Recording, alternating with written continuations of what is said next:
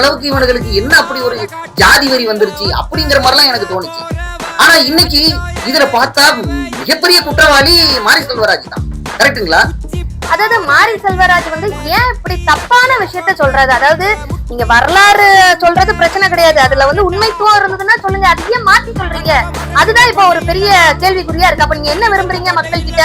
அதாவது இப்ப ஓரளவு எல்லாரும் ஒரு சமத்துவமா இருக்காங்க. இதுல கை உடைச்சதே அந்த ஆப்போனன்ட் டீம் கிடையாது.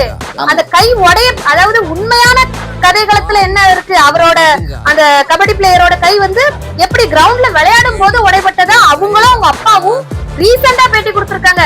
இது முன்னாடி உள்ள பேட்டிலாம் கிடையாது, இப்ப ரீசெண்டா எடுத்த பேட்டி. சோ அப்ப அவங்கள பத்தி உண்மையை சொல்றாங்க. இவர் ஏன் அந்த வரலாறை மாற்றி எடுக்கிறாரு?